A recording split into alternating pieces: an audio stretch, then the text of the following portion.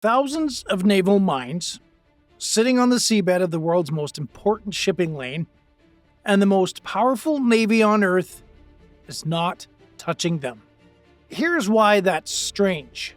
The United States has spent decades preparing for exactly this scenario. Specialized ships, helicopters, underwater drones, entire units built just to clear mines like these. This is not some unexpected threat. This is something they trained for. And yet, the Strait of Hormuz remains at risk. Right now, ships are slowing down. Tankers are waiting outside the corridor. Insurance costs are rising by the hour. Because somewhere below the surface, those mines are still there, and everyone knows it. On paper, this should already be over. The U.S. Navy can control the air, it can control the surface, and it has removed threats like this before. But this time, nothing is moving. No massive clearing operation, no rush to sweep the corridor clean, just silence. And that's where the situation becomes uncomfortable. Because this is not a question of capability. It is a question of choice. So here is the real question. If the U.S. Navy can clear these mines, why won't it? On paper, this should be simple. The United States Navy does not just operate in this region, it dominates it. Carrier strike groups bring overwhelming force. Fighter jets control the skies above the strait. Destroyers attack threats from miles away. Submarines move unseen below the surface. This is the kind of power built to control entire oceans. And mines? This is not new. The U.S. Navy has been dealing with naval mines for decades. From the Gulf War to modern operations, it has cleared some of the most dangerous waters in the world. Entire units exist for this one mission. Mine countermeasure ships, helicopters dragging sweeping cables through the sea, underwater drones scanning the seabed meter by meter. Slow, yes, but effective. So if you look at this situation like a normal military problem, the solution seems obvious.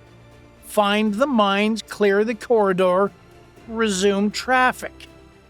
That's how it's supposed to work. And that is exactly why this situation makes absolutely no sense. Because all the tools are there, all the experience is there, all the dominance is there. This is not a Navy that lacks power, and it's not a Navy that lacks technology. So why does the problem remain? Why are the ships all still waiting? Why is the corridor not secured? Because the moment you look closer, you realize this is not a normal operation. And the rules here are very different. Clearing mines is not a fast operation. It's slow, methodical, predictable. And that is exactly the problem. Because while you are clearing the sea, you are exposed to everything above it. Mine countermeasure ships do not move like warships. They move slowly, carefully, sometimes almost drifting. Every meter of water has to be scanned. Every object has to be checked. There is no rushing this. And that makes them easy to track. Helicopters fly low, dragging cables through the water. Drones move in fixed patterns, searching the seabed. From above, it all looks the same. Repeatable, observable, targetable. And in a place like the Strait of Hormuz, that is dangerous. Because you are not alone. From the coastline, the entire corridor is within reach. Iran does not need a large fleet. It does not need to challenge the U.S. Navy head on. It just needs to wait. Drones can be launched from multiple positions all along the coast. Small, fast, and difficult to track in numbers. Missile systems remain hidden until the moment they fire. Mobile launchers that appear, strike, and then disappear again.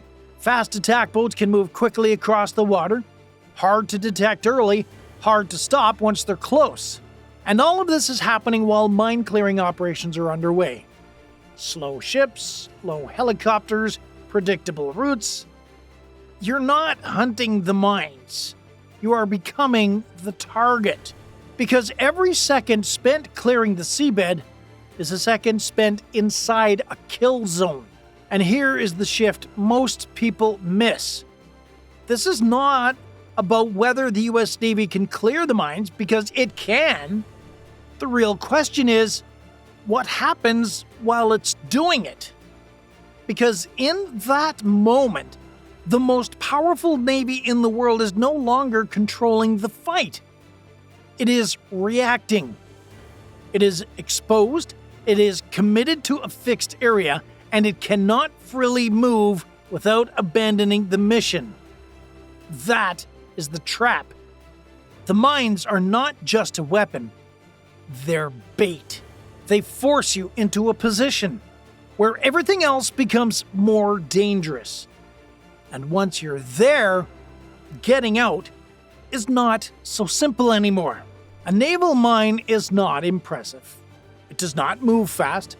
It does not look advanced, and in many cases, it's not even new. Some of these weapons are based on designs that are decades old, and yet they still work. Because a naval mine doesn't need to win a battle. It only needs one success. One ship, one explosion, one moment in the wrong place. That's enough. Mines sit below the surface, invisible to the human eye. Some are anchored to the seabed, others drift slowly with the current. They don't need guidance systems, they don't need constant control. They just wait. And in a narrow corridor like Hormuz, waiting is all they have to do. Because ships can't avoid them easily, traffic is funneled into tight lanes. Routes are predictable, movement is limited. Which means one mine in the right position can hit exactly what it needs to. And here is what makes them so dangerous. They're cheap. Compared to warships, missiles, or aircraft, a mine costs almost nothing. But the effect? Massive. Because you do not need to sink multiple ships. You do not need to destroy a fleet. You only need one visible incident. One burning tanker in a narrow corridor, one blocked route, one image that spreads across the world. And suddenly, everything stops. Shipping companies hesitate. Insurance prices explode. Crews refuse to sail. Not because the entire strait is blocked, but because it might be. You do not close a strait by force. You close it by fear. So why not just clear the mines anyway? Because the moment that operation begins, everything changes. Mine clearing is not defensive. It is not passive. It's a signal. The moment the US Navy starts sweeping the strait, it's no longer monitoring the situation. It is entering the situation, and that matters. Because you are not just dealing with hidden mines, you're operating inside an active threat zone on purpose. Slow ships in the water, helicopters with predictable patterns, drones scanning fixed areas. All of it is visible, all of it is exposed, and from the other side, that looks like opportunity. Because now the rules shift. An isolated drone strike? That's pressure. A single mine? That is deniable. But a direct attack on mine-clearing forces? That is escalation. And escalation is where things become dangerous. Because once you hit those units, you are no longer playing in the shadows. You are openly attacking U.S. naval operations. And the response to that will not be limited.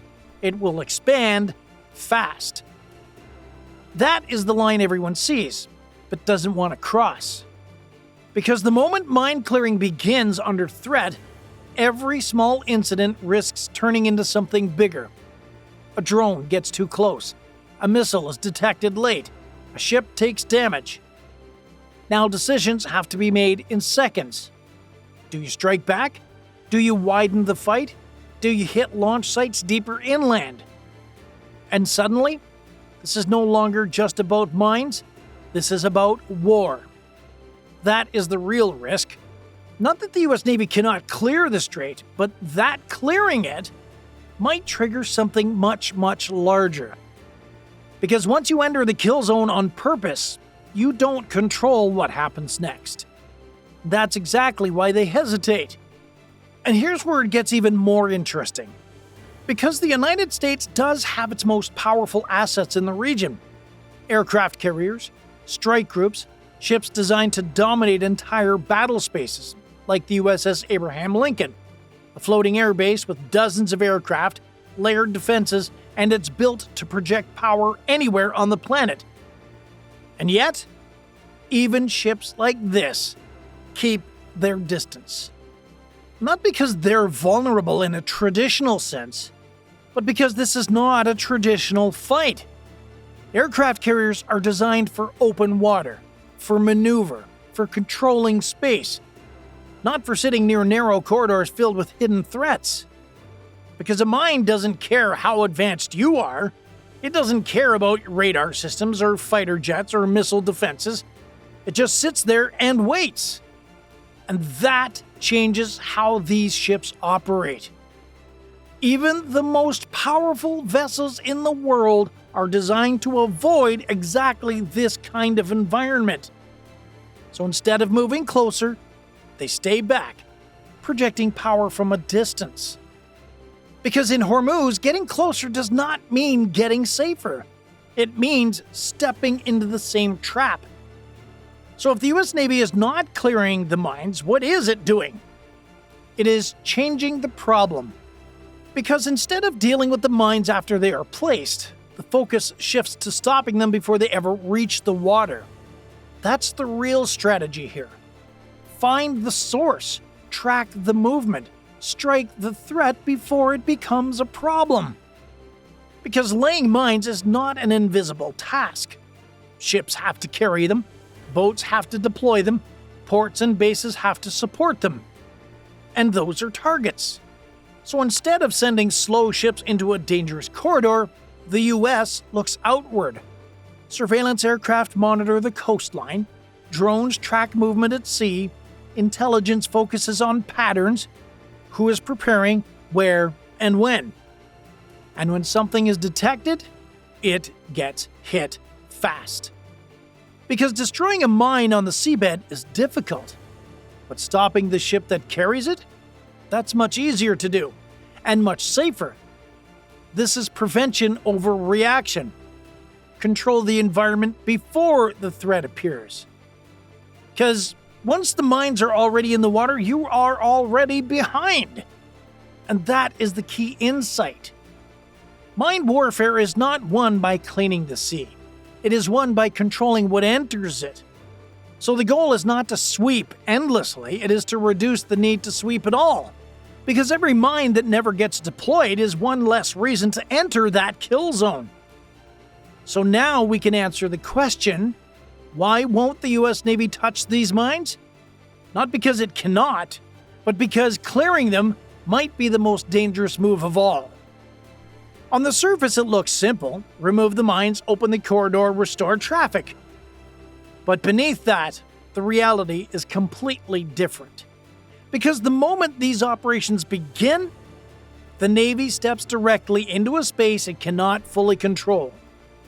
Slow movement, fixed positions, constant exposure. And an enemy that does not need to win. It only has to succeed once. That's the difference. This isn't about dominating the sea, this is not about firepower, and it's not even about technology. It is about risk. Because in the Strait of Hormuz, risk is the real weapon. One missed mine, one drone that gets through, one explosion in the wrong place. That's all it takes. And the consequences? Immediate. A burning tanker in a narrow lane, a blocked corridor, global headlines within minutes. Shipping stops, markets react, confidence collapses. Not because the Navy failed completely, but because it only takes one failure to change everything. And that's the paradox. The US Navy can control the region, it can strike targets, it can respond faster than anyone else in the area, but it cannot guarantee perfection. And in Hormuz, perfection is the only thing that works. So instead of clearing the mines, it avoids the trap they were designed to create. Because sometimes, the most dangerous move in a war zone is the one that looks the most logical. So what do you think? Should the US take the risk and clear the strait anyway? Or staying back the smarter move? Thanks for watching Military Legends. Let's keep sharing these stories from the sea and create more respect for the men and women who live and serve aboard ships around the world. If you value real stories like this, like the video and subscribe to the channel, and I'll see you in the next one.